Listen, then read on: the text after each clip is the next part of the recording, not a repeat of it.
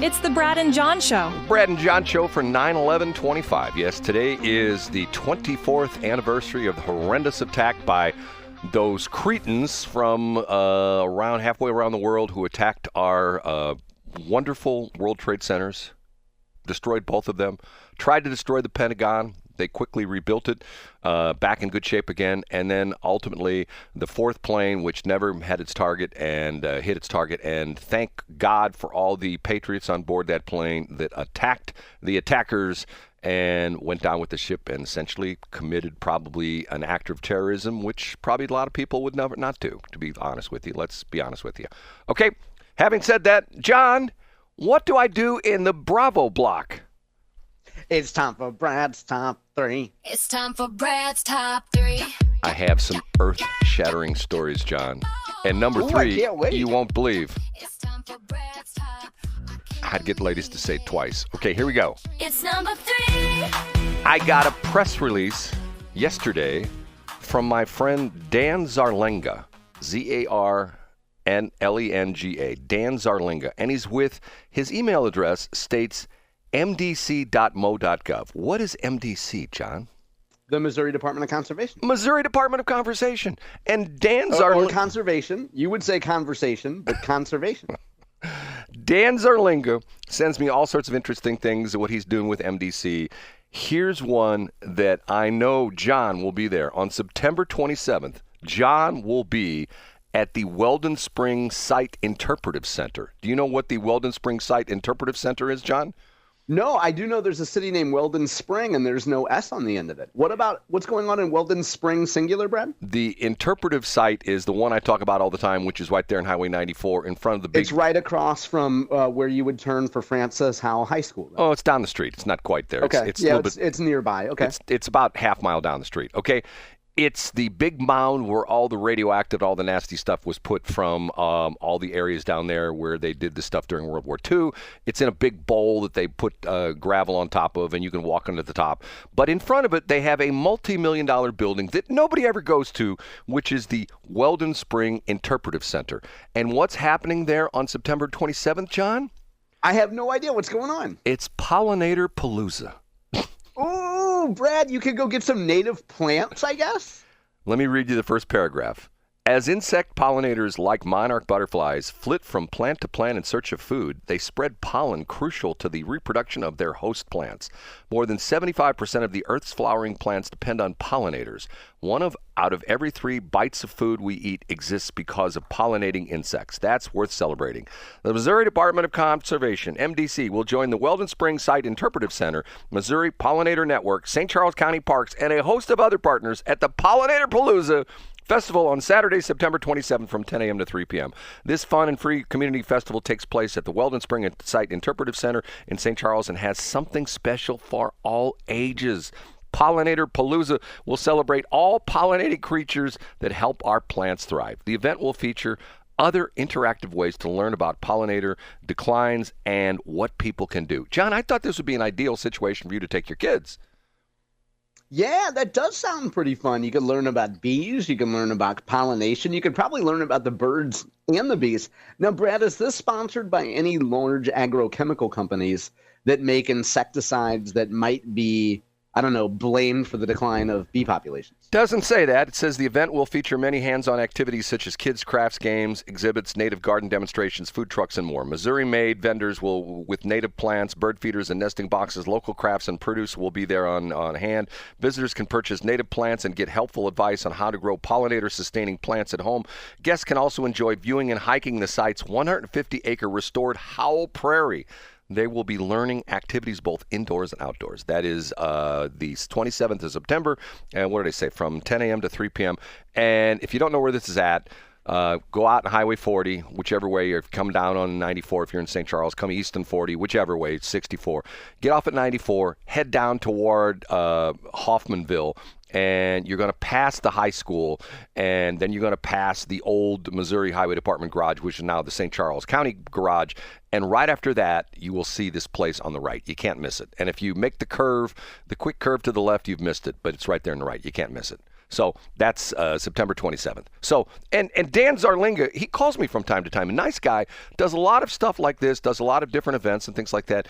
And great guy and very down to earth and is really into conservation and stuff like that. Matter of fact, he will criticize me for the things I don't do as a conservationist. And he said, Brad, I heard you talking on the show the other morning about that. That's anti-conservationist. I said, Dan, I'm sorry. I apologize.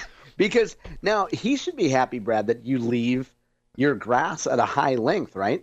And if you have any clover in there, by the time it flowers, that's good for the pollinators. John, have I ever told you this? You know, I talked about selling topsoil at the crab transmitter site. Yeah, I love that story. Do you know that what I have there at the transmitter site is actually prairie grass? I did not know that. Wow. Now, was that there? And like, that's obviously you're never going to invest any resources in anything in your life. Was that there? I mean, surely you didn't plant that there. John, my transmitter site, except for the mound that I put up to get it out of get the building out of the floodplain, and the two transmitters, the two towers, that is untouched prairie grass that Lewis and Clark and their crew walked across and, according to my research, camped there. And the reason why the grass grows so well there is because they built their own latrine, and some 2+ centuries later, they're still fertilizing the prairie grass there at the crab transmitter site. Yeah, I mean, we all know that the nitrogen and other chemicals in urine exist for hundreds of years, Brad. That's right. And there's a lot of parking lots that remember me because of that. Okay. That's right, Brad. We ready for number 2? Yeah. It's time for Brad's number 2. It's time for Brad's number 2. John, explain this to me. First off, we have the hubbub. I always love that. My mom used to use it all the time. Hubbub about the data center in St. Charles. And by the way, I did determine you and I talked about this. There was a motion that they pulled the application because it would have been defeated. It would have been shot down by the St. Charles City Council. They couldn't bring it back for a year. But the City Council did pass their own ban that nobody can propose another data center in St. Charles for a year. For another year, right? Okay. The city of St. Louis is now trying to do the same thing. John, I ask you, what's wrong with data centers? I'll tell you why people don't like them, Brad. Other than the reason that you cite often, accurately, which is NIMBY, not in my backyard, and Citizens Against Virtually Everything. I think the pushback is all of these data centers are run by tech giants. And if you were to do a favorability poll and you were to put tech giants like Meta and Google and other big profitable companies up against pretty much anything, like maybe the devil or P. Diddy, I think that the devil and P. Diddy and the Illuminati would win a popularity contest against Google and Meta. I think this is sad because of the fact that we have a fair amount of high tech in the St. Louis area. What everybody was bragging about, hey, we got Cortex, we got all these different high tech companies. What's wrong with having Google and Meta and whoever and Amazon come in and drop a couple data centers? To me, that's like, hey, man. And I will say this right now, in full disclosure, I own Crapville. Yes, I'm actually the mayor of Crapville, a wonderful 8 acres, which has the aforementioned camping site of Lewis and Clark, where they pooped and peed on the property, and the prairie grass still grows very nice because of that. It has high voltage electric lines going right across the front of it, and it has lake crap in back for cooling.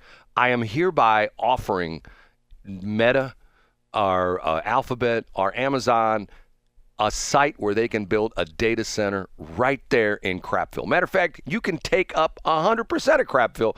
Just give me a place where I can stick my towers on top of your building or something like that, and I'll be happy. John, what do you think? Well, first of all, the last time I told a woman I wanted to stick my transmitter between her towers, well, anyway, I ended up having to get her a washcloth.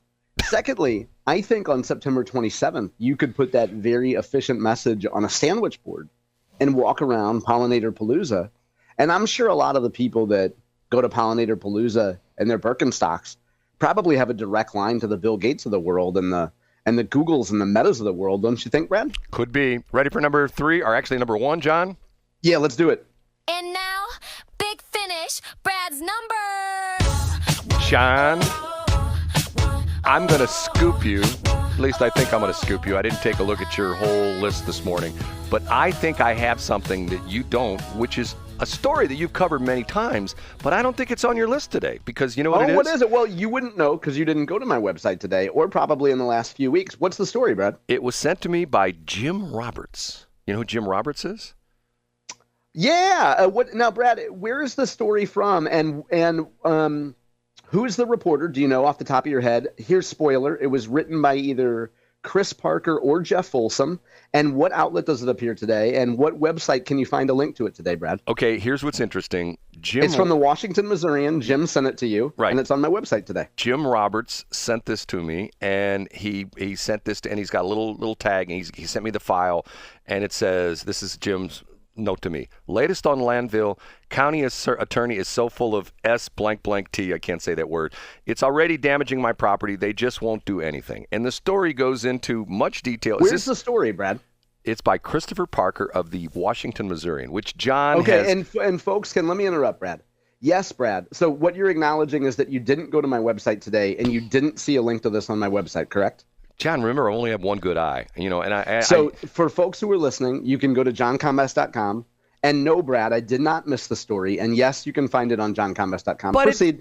But it didn't make it into your top three, John. To me, this is top three story. Come on, Brad, get to it. Come on. Top three story. Essentially, the article talks about the sad part of it is that the Franklin County people have essentially say, hey, not our problem. We're not touching it. Did you read the whole story, John? Yeah, and by the way, Brad, we haven't talked about this, but I went through the Washington Missourians open house a couple weeks ago. Did you really? Yeah, it was fantastic. It was a wonderful event. I don't think he would mind me saying I got to meet Mr. Parker and talk to him for a bit. And unlike you, I don't share private conversations with folks on the air. But Brad, get to the gist of the story. Read us a little bit more. Well, now, I'm surprised you can read it because you are obviously too cheap to pay for a subscription to the Missourian, and I do have a subscription to the Missourian. Well, John, I hate to say this, but I got there after you got there, and I did talk to Mr. Parker, and he said to me, I'm not that I would divulge any confidential conversation, but he said, how in the hell do you stand doing that show with John Combest? I go, man, I'll tell you what, it's a tough... I know, right? It's a tough job, but somebody's got to do it. Okay, the story references 30 abandoned landfills around the state of Missouri. And yep, that's the headline. Yep. Right. And it talks about this particular one. It's the Zyken landfill. And the interesting part of this crazy story is that me being a person who's done this before, you can buy property for just paying the back taxes. And apparently, this piece of property in Franklin County has already been bought like 3 different times by people. Oh, I can buy this piece of property and for back taxes. And they don't do their research on it, unlike Brad, who actually does his research on pieces of property that he buys. But these 3 or 4 times people have bought this property and have either consummated the purchase and then end up realizing they have a terrible piece of property that's polluted and which is a terrible liability, and they don't pay the taxes for several years, and then it goes back to the tax auction. Or in the case of other people, they've realized before they've consummated the deal, go, oh my God, I don't want this piece of property. This is hazardous landfill.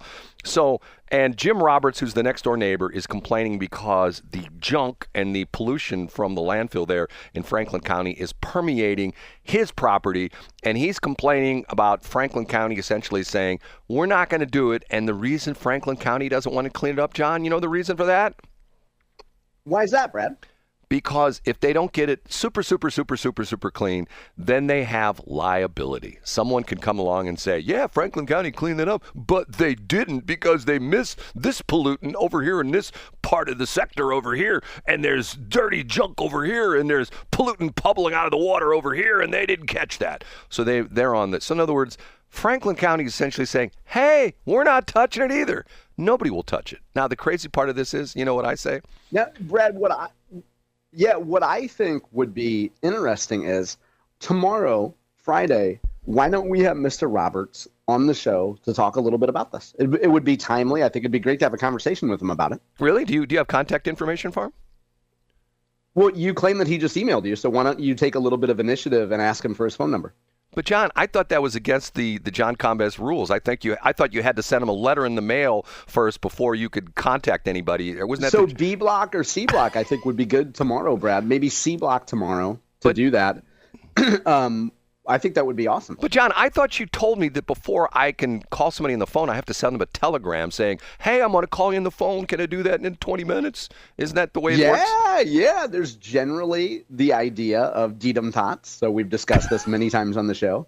And I think, Brad, if you're not giving me a direct answer, also next Thursday and Friday in A Block and part of B Block, I'll be on the phone.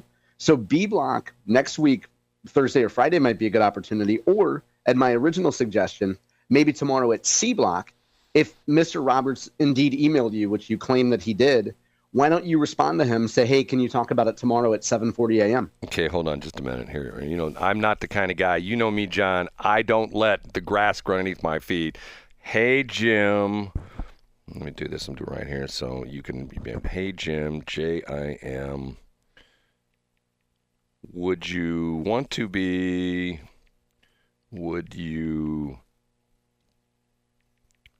be on our show tomorrow?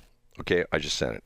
Okay, we'll see. There we go, Brad. Way to go. See, on a small task that takes less than a couple minutes, it's always better to execute it than to put it off. I agree, John. Here, it's okay. Now, bang, there it goes. It's just sent. For a minute it didn't, but now it's sent. Okay. Very good. That would be awesome to have him on. And I would also suggest that maybe invest a little bit of time in thinking what you want to ask him before we actually get him on the air, and not just wing it and have some freewheeling conversation, but actually have a couple ideas and maybe some ideas for follow-ups as well. John, thank you so much.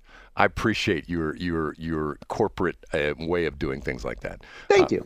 As opposed to me, non-corporate guy. Hey, Jim, how's things down there in Franklin County? Have you been in the Town and Country Fair? John really said good things about the Town and Country Fair. Okay.